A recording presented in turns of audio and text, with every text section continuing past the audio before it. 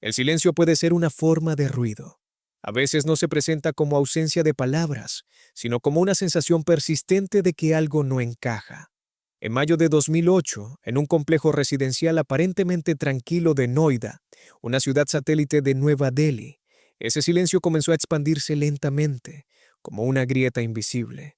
No fue un estruendo lo que marcó el inicio de esta historia, sino una mañana común, un despertar interrumpido y la certeza de que algo esencial se había roto.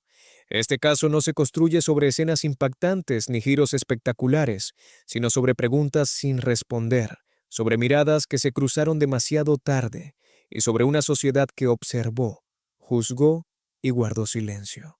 Esta es la historia de Arushi Talwar y Hemraj Banjade, y del eco que aún resuena cuando se pronuncia el nombre de Noida. Arushi Talwar tenía 13 años. Era hija única de una familia de clase media alta, educada, con aspiraciones claras y una vida que, desde fuera, parecía ordenada. Sus padres, Nupur y Rajesh Talwar, eran dentistas reconocidos en su comunidad. Habían construido su vida alrededor del esfuerzo académico, la estabilidad económica y una imagen de respeto social muy valorada en la India urbana de principios del siglo XXI. Arushi asistía a una escuela privada, hablaba inglés con fluidez y representaba, para muchos, el ideal de una juventud prometedora en un país que cambiaba rápidamente. Hemraj Banjade, en cambio, ocupaba un lugar distinto en esa misma casa. Tenía alrededor de 45 años y había llegado desde Nepal para trabajar como asistente doméstico. Vivía en una pequeña habitación en la terraza del apartamento de los Talwar. Su presencia era cotidiana, funcional, y como suele ocurrir con quienes trabajan en el ámbito doméstico, casi invisible. Hemraj cocinaba, limpiaba y se encargaba de tareas diarias. Era conocido por algunos vecinos, intercambiaba palabras simples, sonrisas educadas, pero su vida interior permanecía fuera del radar de quienes lo rodeaban. Dos mundos distintos coexistían bajo el mismo techo, unidos por rutinas y jerarquías implícitas. Una adolescente creciendo entre expectativas y normas estrictas. Un trabajador migrante adaptándose a un país que no era el suyo. Nadie, ni siquiera ellos mismos, parecía consciente de que sus destinos estaban a punto de quedar entrelazados de una manera irreversible. La mañana del 16 de mayo de 2008 comenzó con una inquietud doméstica. Arushi no se despertaba. Su madre fue a su habitación y la encontró sin vida en su cama. El impacto emocional fue inmediato y devastador.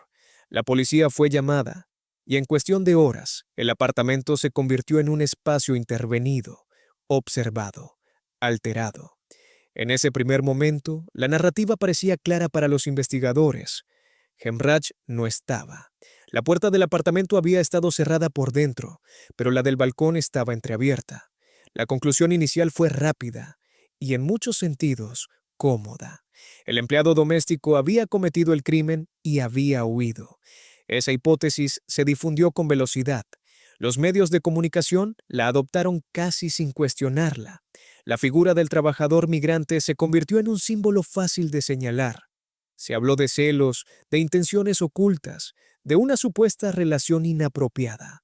Sin embargo, algo no terminaba de encajar. La casa había sido revisada superficialmente. La escena no había sido preservada con el cuidado necesario. El ruido mediático avanzaba más rápido que la investigación. Al día siguiente, ocurrió un giro que cambiaría todo. El cuerpo de Hemraj fue encontrado en la terraza del mismo edificio, apenas unos metros por encima de donde había sido acusado de huir. Había estado allí todo el tiempo, oculto a simple vista, en un espacio que la policía no había inspeccionado correctamente. Con ese hallazgo, la narrativa inicial se desmoronó. El supuesto culpable también era una víctima. El caso, que ya era doloroso, se transformó en un laberinto. Dos personas muertas, un escenario contaminado, una investigación apresurada y una presión mediática creciente. La atención se desplazó entonces hacia los padres de Arushi. De manera gradual y luego abiertamente, comenzaron a ser señalados como sospechosos. Se habló de honor, de secretos familiares, de una doble vida que nadie había visto venir. La sociedad observaba con una mezcla de fascinación y juicio. En la India de 2008, el concepto de honor familiar tenía un peso profundo. La idea de que unos padres educados, profesionales, pudieran estar implicados en la muerte de su hija generaba tanto rechazo como morbo. Los programas de televisión debatían teorías, los periódicos publicaban filtraciones y la intimidad de la familia Talwar se desintegraba frente al público. La investigación oficial pasó por varias manos. La policía local fue duramente criticada por su manejo inicial.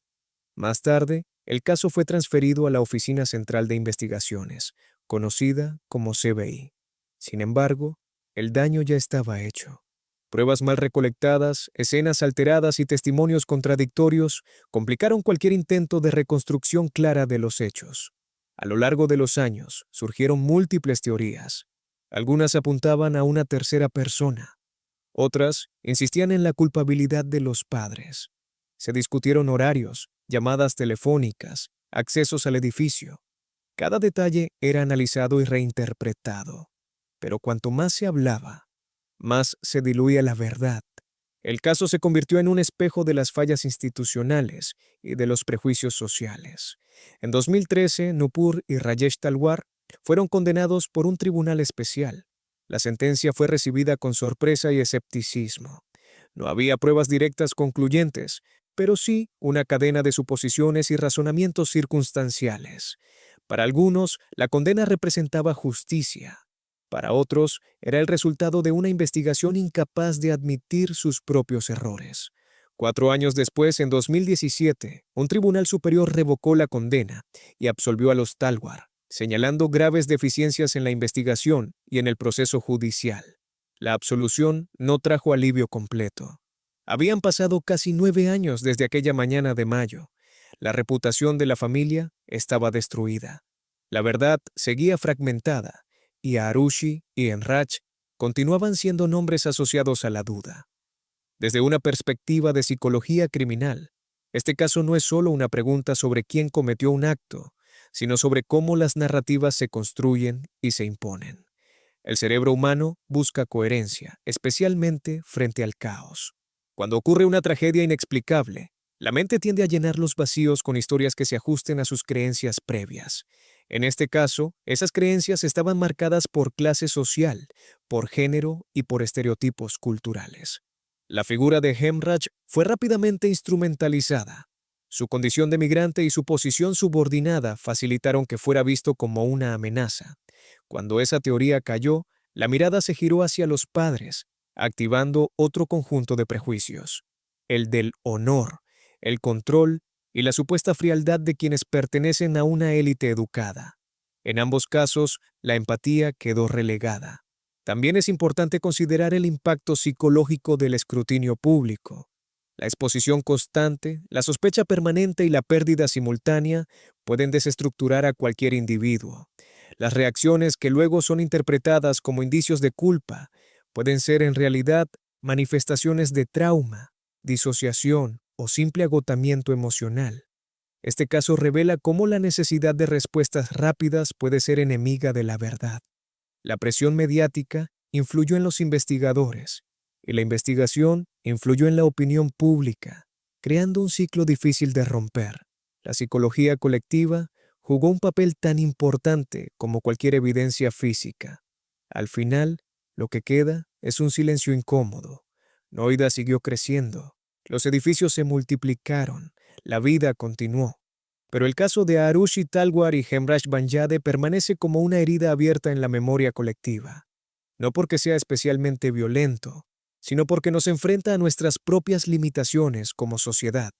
Este silencio nos obliga a preguntarnos qué hacemos cuando no tenemos respuestas claras, cómo tratamos a las víctimas cuando no encajan en una narrativa simple, y hasta qué punto estamos dispuestos a escuchar, incluso cuando el silencio es lo único que queda. La naturaleza humana busca certezas, pero la realidad a veces solo ofrece preguntas. En ese espacio incierto es donde se define nuestra capacidad de empatía, de paciencia y de justicia. El silencio de Noida no es solo el recuerdo de un caso sin resolver del todo. Es un recordatorio de que, detrás de cada titular, hay vidas complejas que merecen algo más que conclusiones apresuradas.